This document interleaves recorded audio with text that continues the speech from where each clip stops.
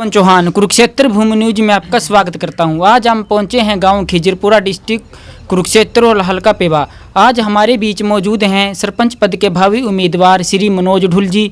हम उनसे जानना चाहेंगे कि उनका राजनीति में आने का मेन एम क्या है, क्या क्या उनकी रणनीतियाँ रहेंगी और क्या शुरुआत लेकर वो जनता के बीच में आना चाहते हैं। सर नमस्कार, कुरुक्षेत्र भूमि न्यूज में आपका स्वागत है। सर नमस्कार। तो आप सबसे पहले तो मैं आपका धन्यवाद करना चाहूँगा कि कुरुक्षेत्र भूमि हमारे पास आए हैं, और उसके बाद मैं अपने गाँव वासियों, प्रदेशवासियों, देशवासियों को मनोज ढुल की तरफ से सभी को नमस्कार। जी सर। हाँ जी सर। तो सर, जो भी आप बोल रहे हो कि मैं सरपंच पद के उम्मीदवार में, तो आप आए हो मेरे पास, तो हमारी सोच ये है कि जैसे हमारा गांव खिजरपुरा है, हमारे गांव का कोई भी साधन नहीं है, अड्डा नहीं लगता। तो हमारे गांव का अड्डा लगता है तो कमोदा या लोहार माजरा। हमारे गांव के स्कूल भी 8th क्लास तक का ही है, तो लड़कियां बच्चे जो भी है वो सभी बाहर भी जाते हैं पढ़ने के लिए। तो कई परिवार ऐसे भी हैं, कई लोग सबके पास जिनके पास साधन भी नहीं है, जो अपने साइकिल भी नहीं ले सकते। तो हम सबसे पहले तो हमारी अपील यही रहेगी कि हमारे गांव से लेके लोहार माजरा स्कूल, बस स्टैंड जो भी होगा, कि सुबह जो बच्चे लड़के लड़कियां जो जाते हैं जिनके पास साधन नहीं है, उनको स्पेशल हम ई रिक्शा लगवाएंगे और स्पेशल हम ड्राइवर देंगे जो उनको छोड़ के भी आएगा और आते वक्त लेके भी आएगा। तो सर गाँव की मेन समस्या क्या है? गांव की सबसे मेन समस्या तो यही है कि रास्ता जो भी है मान आने जाने के लिए, और दूसरी मेन समस्या बच्चों के खेलने का जो ग्राउंड है, अब वो पहले था कुछ, लेकिन अब उसके अंदर व्यायामशाला बना दी गई, वो भी खराब हो चुका है। हम उसका भी प्रयोग कर, उसका भी साधन करेंगे, ग्राउंड बनाने का काम। देखिए सर, यदि हम लड़कियों के हित में बात करें, आज भी हमारी बेटियां सुरक्षित नहीं हैं।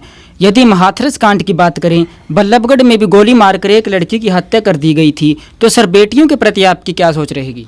सर, हम सबसे पहले गांव के अंदर CCTV कैमरे लगवाएंगे, जो गांव से बाहर तक भी, जहां तक हमारी पहुंच होगी हम वहां तक भी लगवाएंगे, जहां से हमारे गांव की बेटियां बुएं जो भी जाए आए उनको पता चलता रहे, सुरक्षित रहे। हमें कोई भी शरारती तत्व गाँव में आए या गाँव में कोई भी अपने गाँव का ही कोई ऐसा काम करे जिसका हमें पता लग सके, तो उसके और पूरा ध्यान रखा जाएगा कि कोई किसी के साथ भी दुर्व्यवहार ना हो। जी सर। तो सर गांव में जो है स्वास्थ्य का स्तर कैसा है?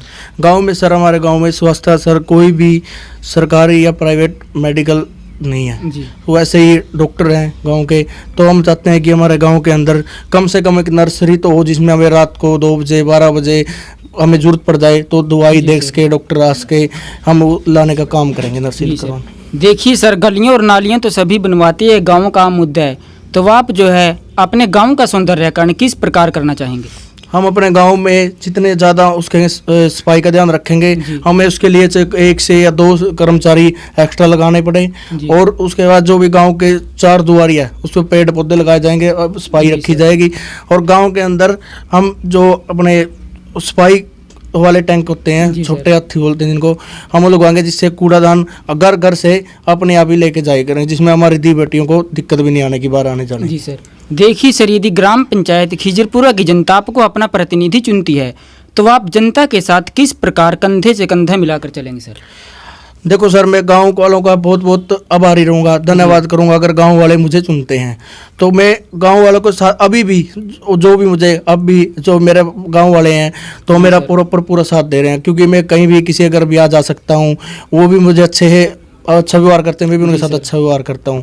तो उस रही उनके साथ कंधे कंधे मिलाने का अब भी हम जवाब दें। और उसके बाद तो जब वो अपना मुझे सब कुछ ही अपना मान लेंगे, एक गांव का मुखिया ही बना डालेंगे, तो पहले जो वो बोलेंगे हम उनके साथ ही चलेंगे, जो कहेंगे उनका काम करेंगे, जितना भी हमारे से होगा बढ़ के।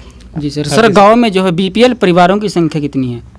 सर गांव में BPL परिवार अगर देखे जाए तो जिन लोगों को जरूरत है उनके भी BPL नहीं बने हुए हैं अभी तक। हम काम करेंगे, जितने ज़्यादा उसकेंगे, जिनको जरूरत है उनको BPL दें, उनको छत दिलवाएं, और जिनको भी ज़्यादा कॉलोनी दिलवाएंगे हम सरकार की तरफ से।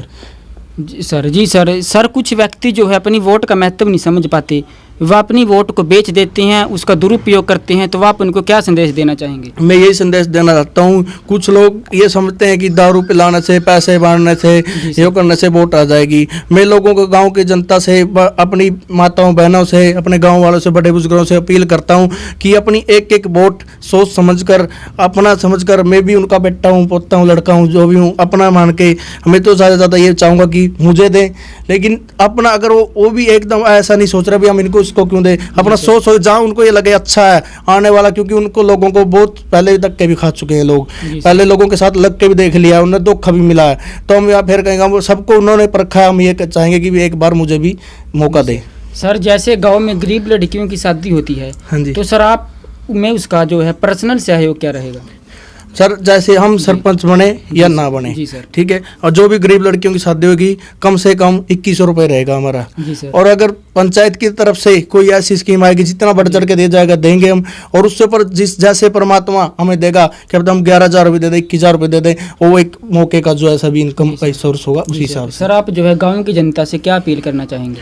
सर मैं गाँव की जनता से यही अपील करना चाहता हूँ कि अब की बार सबको मौका दे के देख ले, अब की बार मुझे भी मौका दें, और सभी को जिसको भी दुख सुख कुछ भी है कहीं भी है एक बार याद करके देखें, हम उनके दुख सुख में काम आएंगे। धन्यवाद सर।